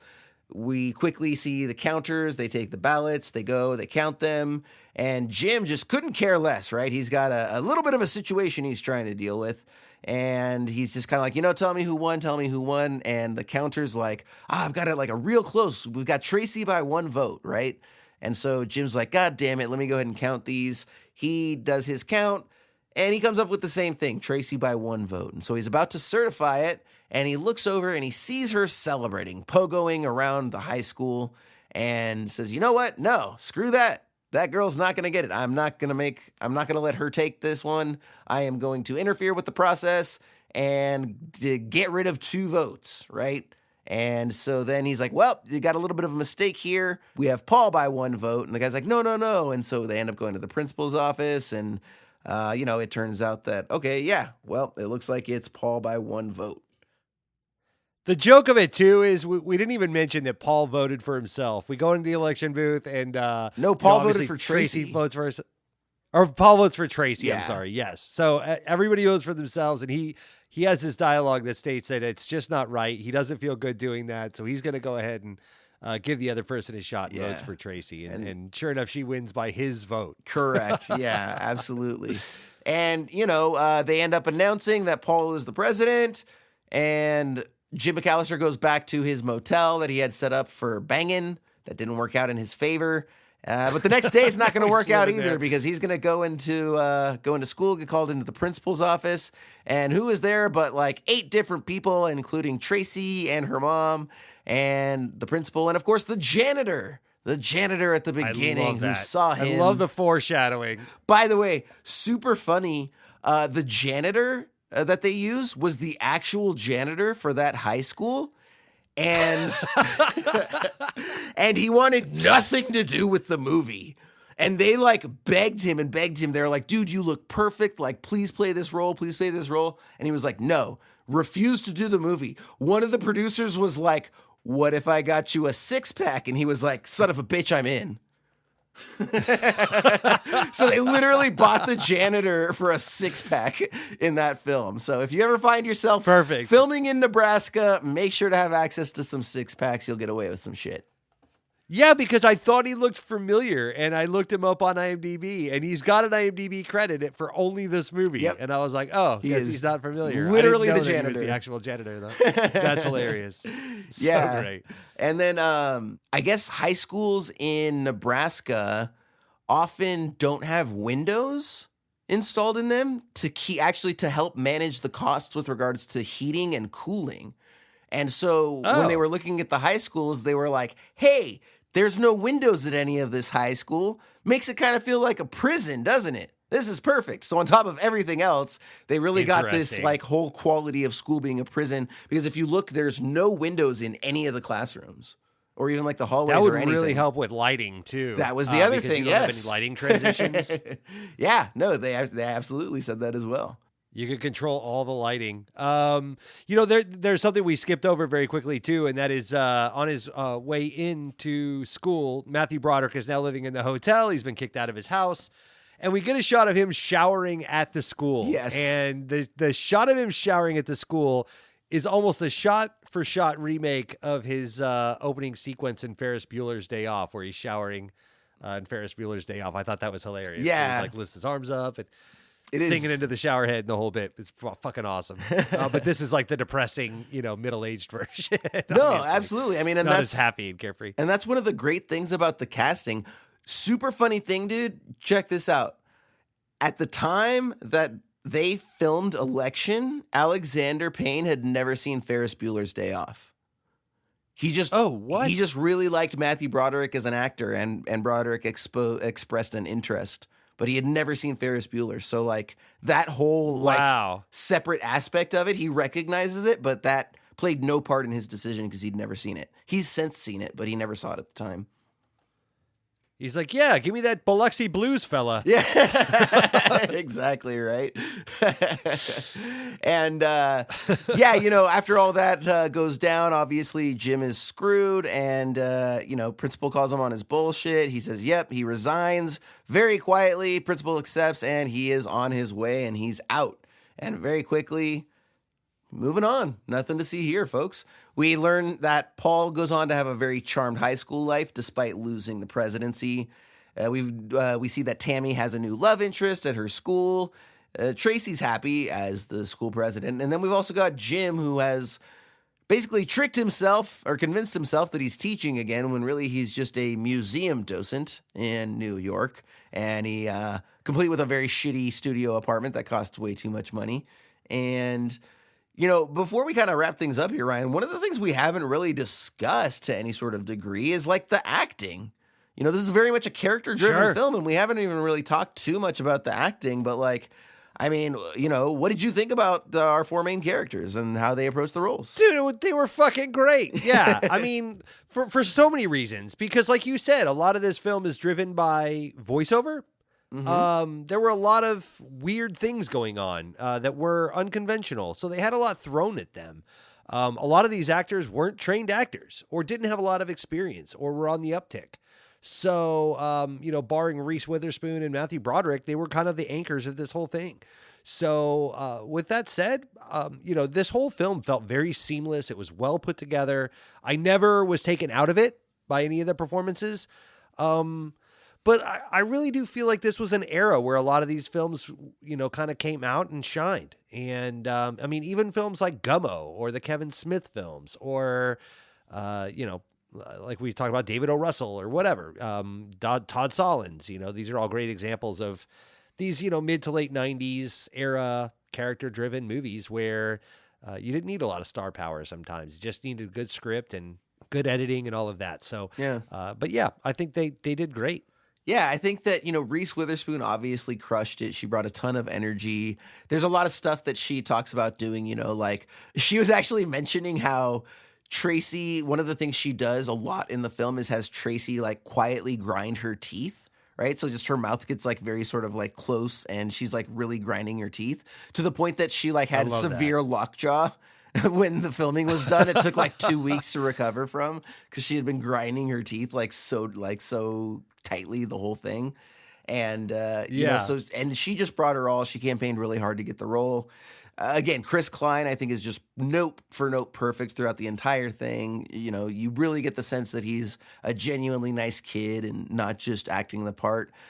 For me, I think Matthew Broderick is great in the role, but I think it's more an example of good casting than an exceptional performance. Like, I don't think he tried very hard. I think he just kind of showed up and acted like Matthew Broderick, and it works. It totally works. But I think that Reese Witherspoon, you know, gave it her all, and Matthew Broderick was like, "Hey, I'm Matthew Broderick. I'm here. Let's go."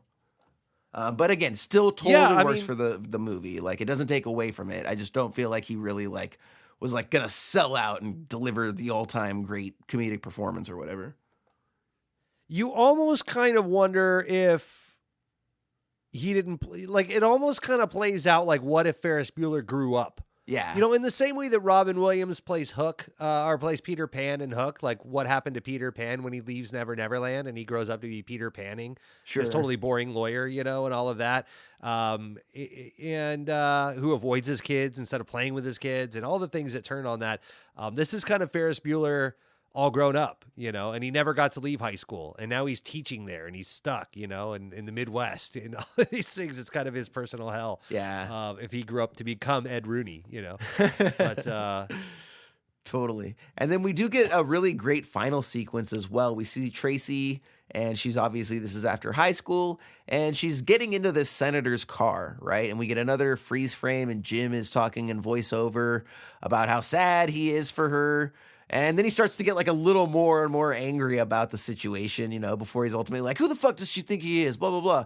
And he throws his drink at the limousine as it's speeding away, and then it stops, and he just freezes, turns around, and bails, right?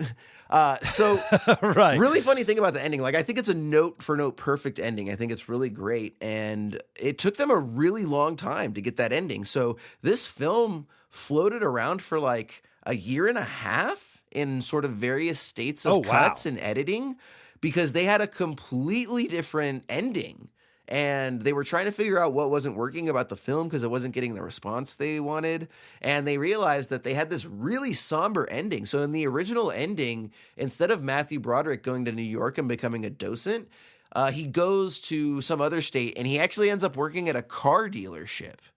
And so he's a car salesman. And one day Tracy Flick shows up, and she wants to test drive a vehicle with him. So they go for a test drive and apparently have this very somber heart-to-heart about kind of what happened and how things could have been differently. And then it ends with they finish this test drive, and Tracy hands Jim her yearbook and asks him to sign it. And he starts signing and writing her this heartfelt note. And then the film ends. You can actually see this ending completely unmastered on YouTube right now. If you go to election, if you go to YouTube and you type election film alternate ending, you'll see it. And and it's just kind of the way that we were talked about how that, you know, sort of pre-sex scene with the whitehead probably would have been too over the top and zany for this film. Yeah. This is the other side of that, right? It was too somber. It was a little too heartfelt. Didn't quite hit the same note that the rest of it This is the way to go. Yeah. So this ending, so it took them I think a legit 16, 18 months before they finally stumbled on writing this ending and went and made it happen. Yeah. I mean, because again, reactionary, he's in the moment, it's unplanned. And the second he acts on emotion like he does, it all goes wrong immediately. He's instantly reminded the tragedies that he can get into when he just shoots from the hip like that. To your point earlier, the metaphor of trash, he's using trash, his own trash as a weapon, and it backfires against him. Yeah. Which is reflective of the entire movie, right? Everything, he trashed the votes that backfired on him, right? Yes, exactly. And this is, you know, he's using it as a projectile, and it but I love the little inner monologue that he has in voiceover as well, where he's coaxing himself up, and he's like, oh yeah, I wonder where she's going in that limo. And then it slowly gets darker and darker. And then he's like, that fucking bitch. Yeah. He chucks his drink. Yeah, it was so very funny. fantastic. It was very funny. And apparently when I've had those thoughts before. Apparently that was really at DC. And when he like started turning and running away, apparently a bunch of Secret Service guys jumped out and started chasing him because they didn't know who this random guy running for the White House was, because it's the actual White House that he's running towards. Yeah, that's hilarious. Yeah. So, but obviously that didn't make it into the final cut. But yeah, so that's the final sequence, and we have the end of Election. So again, I was very, very pleased with this film. Ended up enjoying it so much more than I thought. Ryan, as always, we like to wrap things up with our little 3 adjectives feature. So what do you have? 3 adjectives that best describe your reaction to Election. Starting out, copping, was it TBS or TNT? Characters only, because that's this movie is a character-driven film. I loved it because of that. Fairly simple, but I love this discussion. I love this podcast because you brought a lot of things to light that I had overlooked, and I feel like I'm leaving this discussion liking this movie more again. Nice. So this is great. Awesome. My second one is 90s, because this feels like a 90s film to me. Just in the things it's doing, the chances it's able to take. Again, being a character-driven film, like we talked about, all the other directors that were kind of doing this at that time as well. You just don't get that anymore. Everything's big studio and got to have an edge, or it's got to be everything everywhere all at once, or RRR. If you're gonna have an indie film, it's got to be this big, crazy film like that. But this wasn't. This was very small, and it felt small, and I miss those days. Yeah. And I miss MTV Productions. My last one, lovably tragic. A little hyphenated one there. I love a good tragedy. I love a dark comedy. I love an anti-hero, and this gave us all the above in spades. How about you, Jason? Right. Nice, man. Nice. Yeah, so for me, I've got my first one is Clever. I thought it was a clever little movie. I really liked, with regards to the structure, I thought it was a very clever way to satirize the election process itself, right? Also, let's remember that this was only 20 years ago when things were good enough that you could let's make an election movie that satirizes politics and we'll set it in high school. That'll be a fun little romp instead of just the absolute death, mayhem, and destruction that politics of 2022 is bringing and beyond. It's so easy to forget the 90s were not the constant fear of death over your shoulder at every moment that today is. Let's I'll take that comment a step further. And literally, it was not lost on me. It's in my notes here. I didn't really have a chance to shimmy this into our conversation, but literally the next year was the Al Gore, George Bush dangling Chad bullshit that went on. Yeah. Where that was the first year that all of a sudden elections were questioned. And we were like, whoa, wait, what? Mm-hmm. I thought we just voted and we had a winner. What the hell is all this?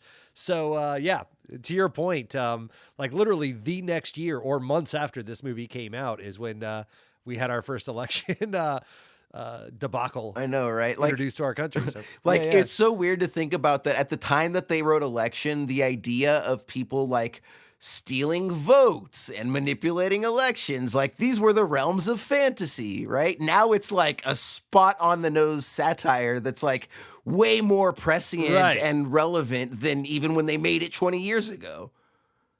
It's insanity. No, we've all lost total faith in our democracy for the most part. Absolutely. The second one I have is subtle. Now, that's not to say that the movie is always subtle, right? Some of the, like I said, the face that Chris Klein gives when he's getting the blowjob, there are some over-the-top things about it, but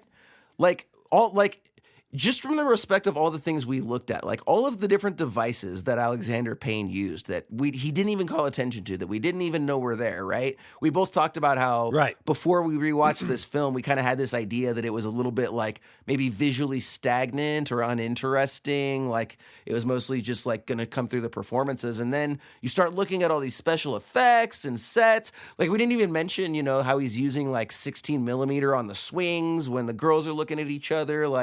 There's a lot of really interesting techniques, but they're so subtly used, they don't call attention to themselves. And that's what I really, really appreciate this film. And then kind of in keeping with that, it's a spirited movie. This dude brought his A game. He was not going to suffer the sophomore slump. He took a lot of time finding the story that he wanted to tell for his follow-up effort. And when he found it, like, he went all in, right? And some of the metaphors worked and some of them didn't. But again, with these recurring visual motifs, right? The trash, attaching circles to Jim, attaching angles and lines to Tracy, using 4 different voiceovers in the same film. And at no point does that interrupt the process for the audience. Like, this guy was like all about making this movie, and it really, really shows. So with all of that said, Ryan, let's get a formal grade rating from you on Alexander Payne's Election. I'm giving this one a B+. Very good. Very good. For my star rating, and again, if this is your first time here, you'll notice that Ryan does grade ratings. I do star ratings. It's just something that happened along the way, and we're not going to change it for you or anybody. So just deal with it. This is how I get fans now. I just openly antagonize them and challenge you guys to fights. Come on, listen to me. Listen to me. I dare you. Let's go. Let's go. Listen to my podcast, bro. Formal star rating for Alexander Payne's Election. I gotta give this one, dude. This was one of the hardest star ratings that I have given. Like, I bandied about so much, and I had to sort of like go up and back and forth. I actually settled on 4 3/4 out of 5 stars. Oh wow! Like, in terms of its construction, this is pretty much a flawlessly constructed film. That's not to say it's your perfect film that you're going to love in terms of the aesthetics and the story and all of that, but like, there's no mistakes in this film at all. Every single second on screen is a second that deserves to be there. I'll agree with that. Is, advances the story, tells us something about character, makes us laugh, visually interesting. There is a reason for every second of this film to exist, but I can't personally say that, like, oh, this is a film that reflects me on celluloid, right? Like, if you want to know what makes Jason tick, watch Election, right? Like, I'm not going to say that. So because of that, because I don't maybe like as it's a perfect film, but it's not your identify favorite with film. it. Correct. Yeah. So, but again, like, it's still a very, very, very good film, wonderful film. Certainly belongs in that conversation of best films of one of the best films of one of the best years of films, which is in and of itself high praise. So 4 3/4 out of 5 stars for Alexander Payne's Election. I can't wait to go back and check out more of this dude's work. I didn't give him enough attention the first time around. Dope, dude. Glad it made the Absolutely. listing, and I'm certainly glad I got picked. Absolutely, 100%. There's, dude, again, we have had we've had 3 absolute bangers, and then 1 solid film that I'm glad we watched in following. But, RoboCop, Amadeus, and now Election, mwah, chef's kiss, indeed. Love it, Let's keep this good vibes going, shall we? Now, before we go ahead and pick our next film, do want to remind you guys, the website, it's looking nice and robust these days. You may have noticed we've got ourselves a fancy new little logo. We are stepping it on up here, moving on up to the east side, as Mr. Jefferson would like to say, and you can go and you can literally listen to every single thing that we put out on the website, right? So we're kind of doing these things now where we're doing a full-length episode one week. We've got a 5-minute mini review the next week. And if it's not going to be a 5-minute mini review, it's going to be like a feature of some sort. I don't think we've done any yet, but that's kind of something we're tooling around. And then you're still going to have the sketches released on their own, right? So all of this you can listen to right there on the website. We've got a player with the last 4 or 5 episodes right there. And then it also has the link to the dedicated web player. And then, of course, it's also got all of our different little contacts and social medias. And it's got our master list on there. The master list that we choose all of our films from. So now, before we choose the film as well, I know I'm drawing this out a little bit, right? But it's because we got one other thing. And as you know, it's the voicemail, the Esoterica Cinema hotline. And we're really, really encouraging you guys. You've heard us play some clips here on all these different episodes. Want to continue to have you guys call in. We love interacting with you. We love hearing your beautiful, beautiful voices that are so much better than my nasally drone. Again, Nasal Heat, Chatsworth, Porno. Go check me out back in the day. Gonna give you an actual question, sort of like a question of the episode or a question of the day here, to go ahead and call the voicemail with. So the number for the Esoterica Cinema hotline, 818-483-6285. Question for you. Where does Alexander Payne rank on the mid to late 90s auteur list?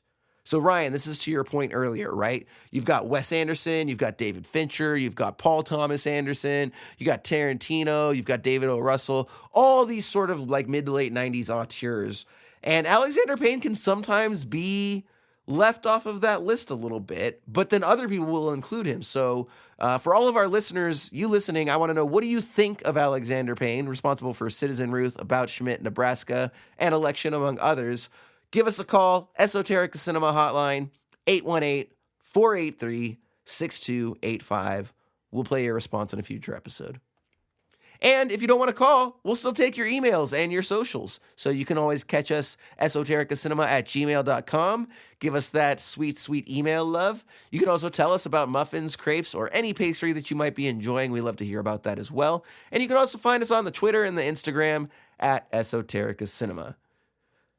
Now, with that out of the way, it is time to find out what we are going to be spending our next week looking at, discussing, considering, all that fun stuff. And so, of course, as we do every single time we do this, we are going to go to our random.org true random number generator. Which, and by the way, too, if you're like listening to this at work or something and you're just looking to kill some time, go ahead and go to esotericacinema.com right now. Take a look at this list. You can sort of play along with us while we do this little game where we play. You know, you can look at all these awesome movies, right? I'm looking at Chud, the genre classic Chud, Cannibalistic Humanoid Underground Dweller, right? That's on here. I'm looking at an all-time classic in Dr. Strangelove from Stanley Kubrick, right? We have got Hal Ashby's Shampoo on here. We've got Guy Ritchie's Lock, Stock, and Two Smoking Barrels. All these wonderful, wonderful films from across the cinematic multiverse. We're going to go 1 through 200 and see what we pull here and what the next film we're going to look at is. So we go here and we are going to look at film 136. That's right. The film is number 136. Okay, Ryan, I am going to need you to pull up a description on this film that I believe is from like maybe the mid-50s called Sweet Smell of Success. Sweet Smell of Success. That's right, Jason, from 1957. Starring a good old Burt Lancaster and Tony Curtis. Yeah. This will be a cool little palate cleanser. We haven't gotten to a like an old school classic film yet this season, so I'm excited about this. Google has this listed as New York City newspaper writer J.J. Hunsaker, played by Burt Lancaster. That's such a fucking classic name. That's like right out of the Hudsucker Proxy. J.J. Hunsaker. It's such a masculine name. You just gotta love it. New York City newspaper writer J.J. Hunsaker, played by Burt Lancaster, holds considerable sway over public opinion with his Broadway column. But one thing that he can't control is his younger sister, Susan, who is in a relationship with aspiring jazz guitarist Steve Dallas, played by Marty Milner. Hunsaker strongly disapproves of the romance and recruits publicist Sidney Falco, played by Tony Curtis, to find a way to split the couple no matter how ruthless the method. Damn, that sounds brutal, dude. And also, like, I mean, dude, Burt Lancaster and Tony Curtis, I see why we put this movie on this list now. Yeah, right. I mean, it's based on a novelette from Cosmopolitan magazine in 1950 called Tell Me About It Tomorrow. Directed by Alexander McKendrick. I don't even know who that is. How about that? I don't either, but you know what's funny, Ryan, is this is actually one of those films that you see on a lot of, like, you know, 100 best films you've got to see before you die that you don't know about or stuff like that. Awesome. You know? I did just look up Alexander McKendrick, and dude directed the original The Lady Killers that the Coen brothers remade. Wow. So that's cool. Once again, the movie is Sweet Smell of Success with Tony Curtis and Burt Lancaster. It does seem to be available on Prime Video as well as elsewhere. So go ahead and check that out. And then we will see you for the next episode of Esoterica Cinema. Thanks for joining us.